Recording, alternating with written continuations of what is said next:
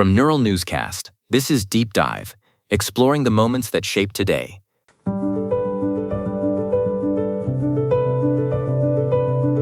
Welcome to Deep Dive. I am Nina Park. And I am Oliver Grant. Today is March 21st, a date that usually signals a fresh start with the arrival of spring, but back in 1963, it marked the end of an era for one of the most feared locations in America. We're talking about Alcatraz, Oliver, the island fortress in the middle of San Francisco Bay. After 29 years of operation, the federal government officially closed the penitentiary on this day, transferring the final 27 people who were incarcerated to other facilities. It's a fascinating case study in how systems eventually collapse under their own weight. We think of Alcatraz through the lens of Hollywood and legendary escapes, but the real story of its closure is far more bureaucratic. Exactly. While it had a reputation as America's Devil Island and famously housed Al Capone, the closure wasn't about the people who were incarcerated. It was about the price tag. By the early 60s, the facility was literally crumbling. The salt air of the bay is brutal on concrete and steel. Attorney General Robert F. Kennedy eventually had to make the call because maintenance was estimated to be between $3 and $5 million. But Nina, the operational logistics were even wilder than the repair bills. You're referring to the water, right? Because it was a rocky island, they had no fresh water source. Everything had to be brought in by barge. Nearly 1 million gallons a week, just for the people who were incarcerated to drink and wash. When you look at the incentives, it was an incredibly inefficient way to manage a population.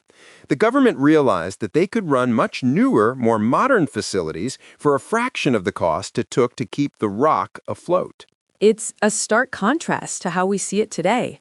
Now, it's a part of the Golden Gate National Recreation Area, a major tourist destination.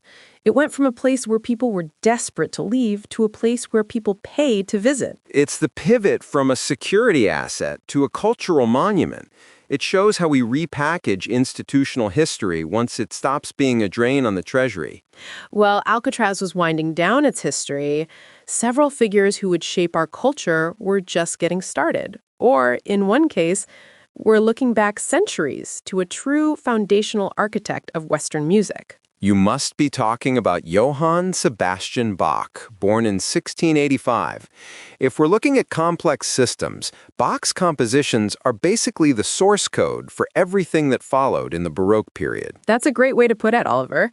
From the Brandenburg concertos to the Mass in B minor, he masterfully used counterpoint and harmony. He wasn't just writing music, he was mapping out the mathematical beauty of sound. Even today, the well-tempered clavier is essential study for any serious musician. And moving from the 17th century to the modern screen, we have two very different but equally iconic actors celebrating today, Gary Oldman and Matthew Broderick. Gary Oldman is a bit of a chameleon, isn't he? He was born in 1958. He's one of those actors where you sometimes don't even realize it's him until the credits roll.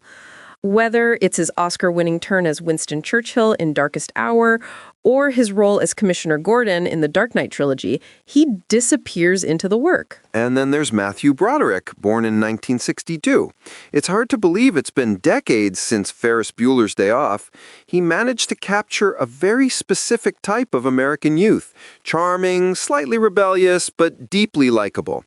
He's also had a massive impact on Broadway, winning a Tony for The Producer. It's quite a range for one calendar day, from the rigid structures of Bach's fugues to the effortless cool of Ferris Bueller. It makes you wonder what it is about March 21st that produces such distinct voices. Well, maybe it has something to do with the light, which brings us to our fact of the day, Nina. Today is generally accepted as the spring equinox, the moment the sun crosses the celestial equator. Most people think the equinox means exactly 12 hours of day and 12 hours of night. That's the definition of the word, after all, equal night. But that's actually not what happens on the ground. Right. It's another example of how the official explanation doesn't quite match the observed reality. Because of our atmosphere, we actually get about 6 or 7 extra minutes of daylight today. It's called atmospheric refraction. Essentially, the Earth's atmosphere acts like a lens. It bends the sunlight upward, so when you see the sun sitting on the horizon at sunrise or sunset, it's actually physically below the horizon. The light is curving around the planet to reach your eyes. So even the sun participates in a bit of an illusion. It's a reminder that even the most basic physical cycles of our world are subject to the medium they pass through. Whether it's light passing through air or power passing through an institution like Alcatraz. A perfect way to look at the start of spring. Thank you for joining us for this look at the high costs of the rock, the genius of Bach, and the optical tricks of our own sky. I'm Nina Park. And I'm Oliver Grant. For more deep history, visit deepdive.neuralnewscast.com. Deep Dive is AI-assisted, human-reviewed. Explore history every day on Neural Newscast. This has been Deep Dive on Neural Newscast, exploring the moments that shape today.